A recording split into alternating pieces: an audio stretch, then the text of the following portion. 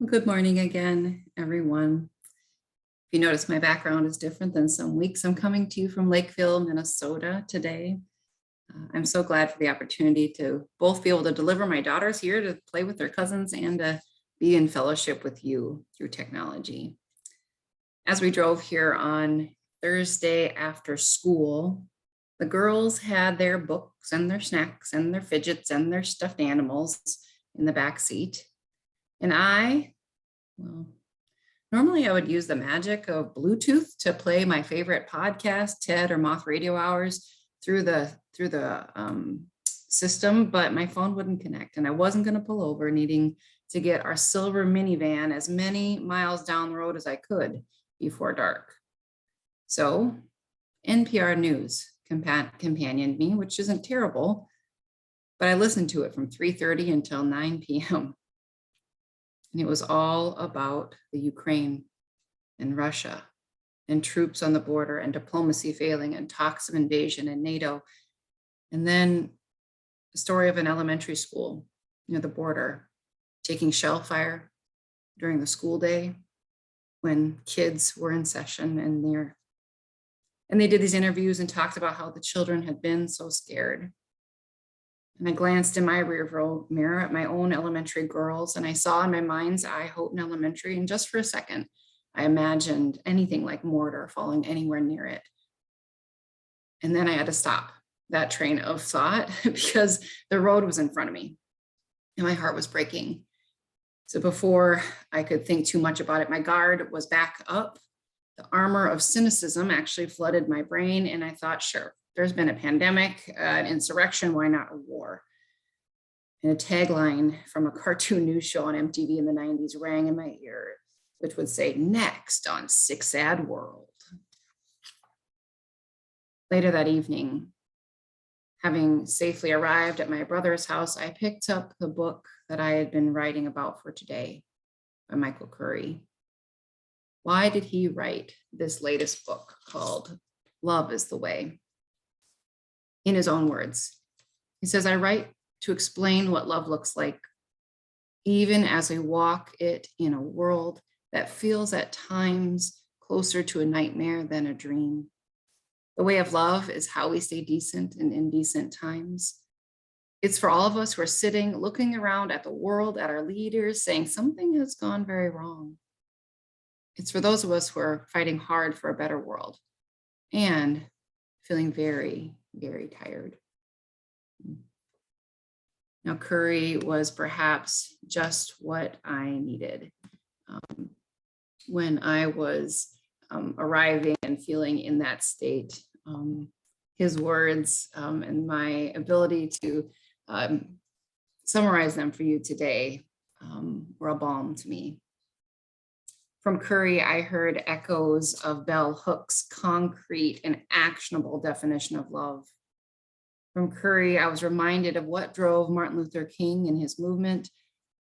I've learned about what Curry calls the strategic deployment of love. I've been convicted why any decent person can't sit this one out. And I've observed a posture that I think is going to stick with me. How to stand and kneel at the same time. I've been re-inspired to do what I can to sow seeds because love is the way. So Bishop Michael Curry, he started his life as a preacher's kid in Chicago and then upstate New York. He's Episcopalian, but his grandparents were Baptist. He tells the story of his mother, a doctorate student who first wandered into an Episcopalian church with a friend, but then would later bring her father who would go on to become a preacher in this denomination because he was struck by this small congregation who in the 1960s allowed and had both Blacks and whites sharing and drinking from the same common communion cup.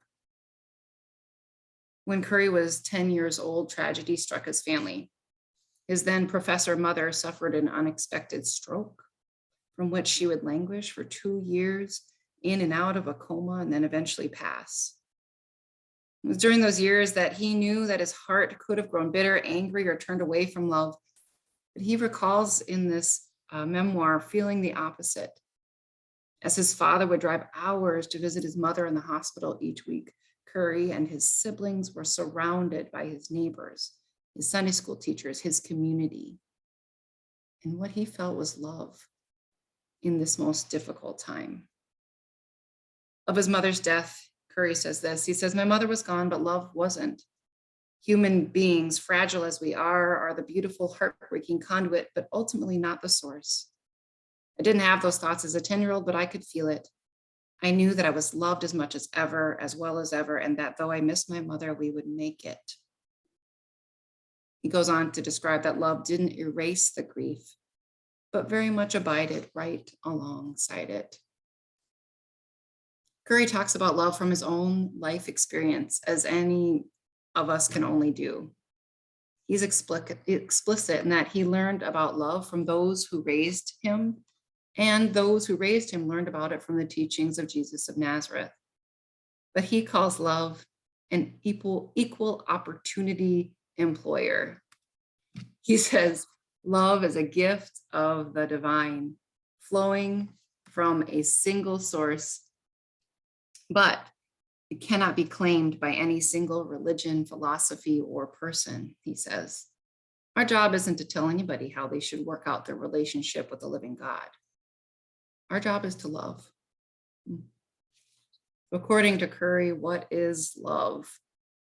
Like bell hooks, Curry agrees that love's not just a feeling. If you remember, if you were here last week, Hooks distinguishes the act of cathecting or feeling emotional closeness with the act of love. Curry differentiates it in this way. He says, love the sentiment, the nice feeling that rises up inside of us becomes love the sedative. It's a sweet thing that leaves us complacent and sleepy. Love, he again reminds us, is action. In his words, love is unselfish, sacrificial, unconditional, and liberating. Love is a firm commitment to the well-being of someone other than yourself. And he says, if love looks always outward to the good of the other, then the opposite of love isn't hate. The opposite of love is selfishness, a life completely centered on the self. This isn't the first time I've heard a theologian describe love or the human problem in this way. For Augustine in the 5th century, the beginning of sin was pride, turning away from the divine to the self, which is interesting because that's exactly how the author of the World Religions textbook I use describes the human problem according to Muslim theology, pride. Martin Luther in the 16th century expresses this concept in the Latin phrase homo incurvate in se, or humanity turned in on itself. Or as Martin Luther King Jr. would say later, selfishness is like a reverse Copernican revolution, to put yourself in the place of the sun.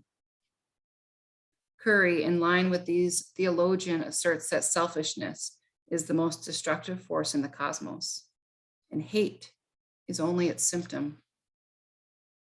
Again, for Curry, love is unselfish, sacrificial, unconditional, and liberating.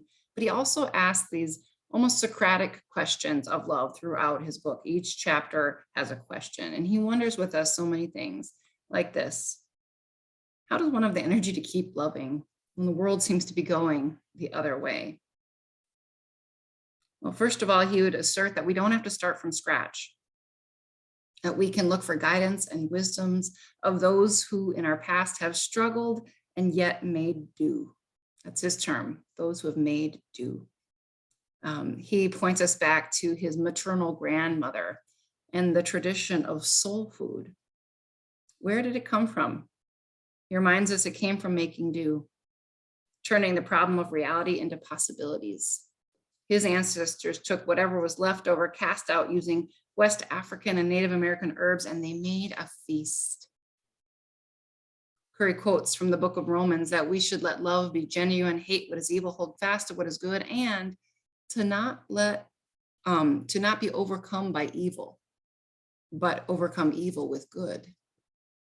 This is the logic of love, he says, and soul food follows that same supernatural logic.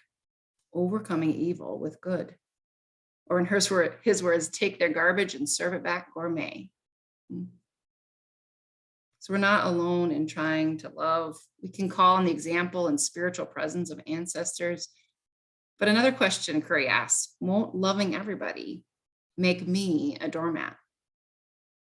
Or in other words, will focusing on the needs of others, in doing that, will we lose ourselves? He shares a story of when he was in 5th grade, and he checked out a book from the library called Up From Slavery by Booker T. Washington. It appealed to him, just the cover. As a young Black boy, he didn't really know why. And he also didn't really know why. After checking this out of the library, he decided he needed to make a paper book cover for it, like his teacher taught him for their textbooks. But he'd never done that for any of their library book.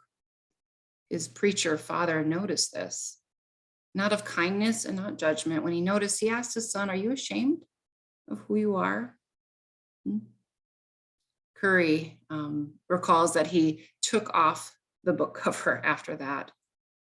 But now as he thinks back on it, he recalls the work of the French-Algerian psychologist Franz Fanon, who studied the effects of colonialism and how oppressed people internalize their oppression.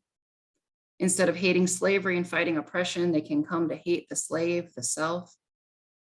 As Curry says, self-hatred is an easy trap to fall into, not only for Black Americans, but for anyone society doesn't roll out the red carpet for. Self-hate creates a kind of internal schism where we lose the confidence of our own intuition.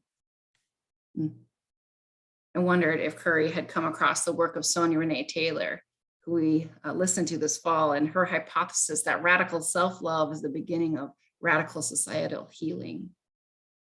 It made me recall a quote from Marianne Williamson I came across years ago, but then just this week, as I was reading this part of the book, my mom sends me this quote for reasons, I don't know, coincidental or divine. She sent me this. Who am I to be brilliant, right? To be gorgeous, talented, fabulous? Actually, who are you not to be? You are a child of God.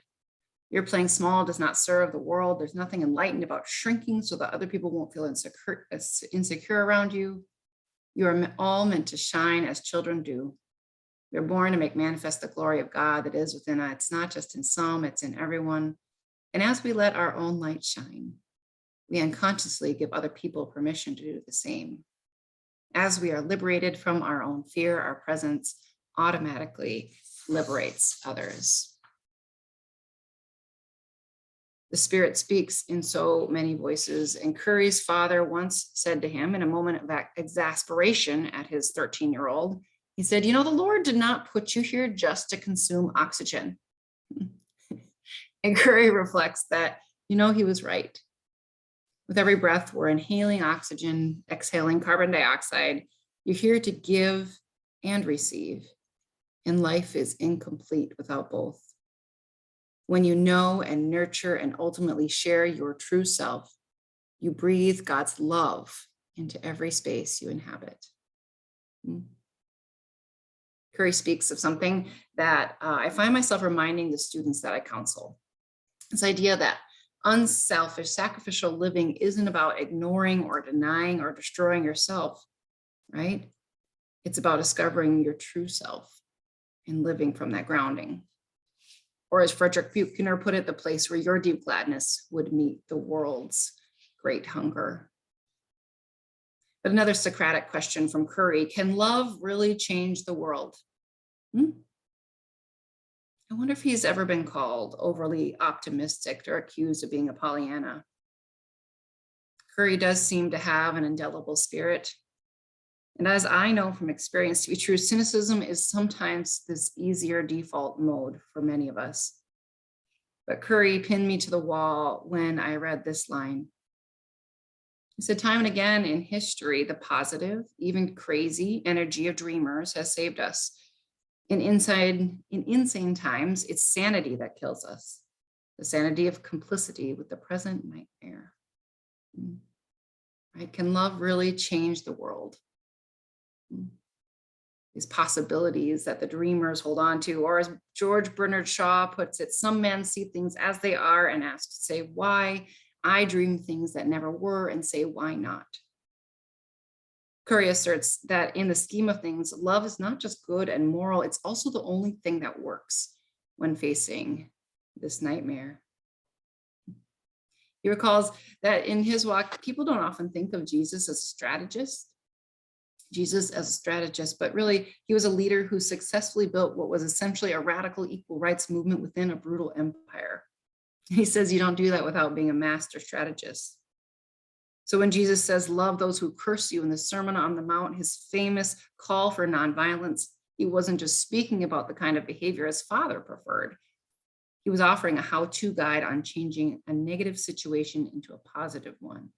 Or, Curry says this, what we call nonviolent resistance or turning the other cheek is in fact the strategic deployment of love. I really like that. The strategic deployment of love. He cites Gandhi, who spoke of prickling the conscience or disarming your oppressor with behavior so loving that he can't help feeling the wrongness of his hate and opening his mind to new possibilities. Curry lays out something I hadn't seen in years, but Martin Luther King Jr.'s 10 commandments for nonviolence. Have you ever seen these? I encourage you to look them up, these 10 commandments for nonviolence. And I just wonder if we applied in spirit those today, would we change the approach from both sides of the aisle at the protest line? Love is the way. It can change the world, even strategically. We have our ancestors to learn from and find strength in to love, but that does not mean it's easy even for Curry.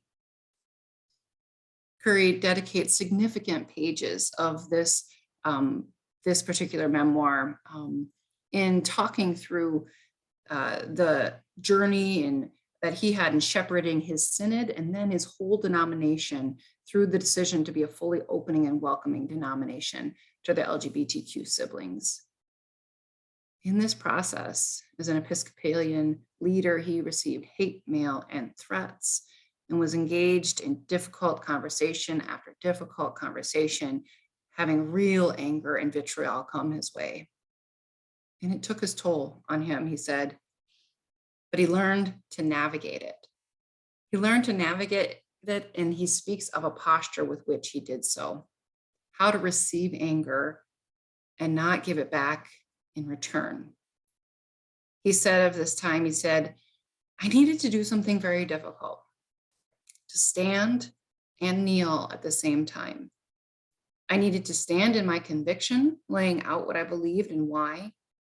And when the response was anger, I needed to learn to kneel before it. This is the dance of nonviolent change. My oldest daughter, I might have shared, is currently in modern dance. I don't know if you've ever seen modern dance performed, but for me, this particular form of dance reminds us of how much human beings can communicate through our bodies, through our posture. And that is both physically and metaphorically, right?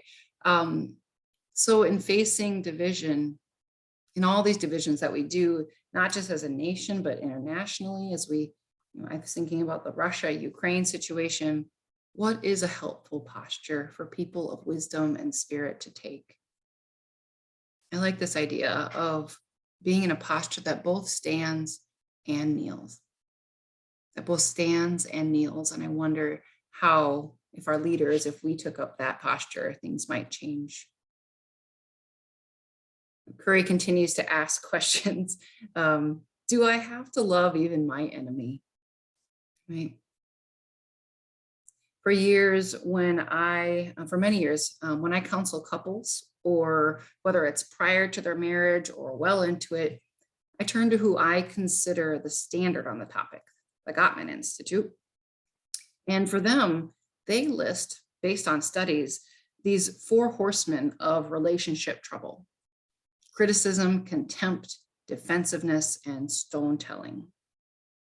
And Curry picks this up when he says we need to leave behind, in particular, contempt. Contempt is the belief that the person who disagrees with you isn't just wrong, but worthless. It's a killer when it comes to marriages, they found, and it's no better for any human relationship. He says, making meaningful progress when contempt controls the discussion. It's like trying to grow plants in radioactive soil. How can love overcome what divides us and move us forward together? Curry tells the story of a Trump rally back in March of 2016. There were protesters there protesting the Trump rally, and the police came to usher them out. And as they did, a 79-year-old white man named John McGraw jumped out of the crowd and punched one of the detained protesters, Rakeem Jones, who was Black. McGraw had said, as he was being taken away, that he deserved it. The next time we see him, we might have to kill him. We don't know who he is. He might be with a terrorist organization. And the story goes on. But this line, we don't know who he is the telling one for Curry. In recognizing that we have this house divided when we look at our nation, that divisions are real, they're racial and socioeconomic, they're political. But Curry sees that both sides of the political spectrum have been overcome with anger. And that he says this line that we'll live together as a family or we'll perish as fools. So how can we live together? He says the key to this is perhaps story. He recalls when Moses was at the edge of the burning bush, there's this, the story goes that Moses was told to take off his shoes. And Curry says this, it's not because the ground itself was hallowed. Rather, he was asked to take off his shoes because God was about to tell God's story. And whenever someone tells their story, you are standing on holy ground. But Curry asserts that he's come to see that the sharing of stories, of knowing who one another is a powerful, powerful thing. He sees it as what was behind Gandhi's nonviolent action satyagraha, the truth force of standing and speaking our truth, the standing and kneeling at the same time. He says stories are not a concession, but the context for a conversation of the heart. He says stories are the song of the soul sung in the language of life. And that is what Curry shares in his latest volume, in this story that I've been trying to summarize for you, Love is the Way. It's the story of his faith, his ancestors, his love as he's seen it in his life. It's his story as it intersects with our wider American narrative. And in giving it, he's given us a gift. So I wonder, who was the last person you shared your story with? Do you recognize the power in your own narrative? And I wonder again, what if about any political conviction, instead of debating ideas, debating ideas way up here in the clouds, we shared a story from our life about how we came to that idea, that we would never give a conviction without context. What does love look like in a divided community? How do we, as Curry says, strategically deploy love? How do we stand and kneel at the same time? How is love the way for each of us, for this UU fellowship, for the wider community in which you live and minister? I think these are worthy questions. So I say thanks be to the divine for the power of stories and Bishop Curry's willingness to share his. Thanks be to the blessed source of joy for the power of love that's so accessible to each of us to put into action in word and deed. Amen.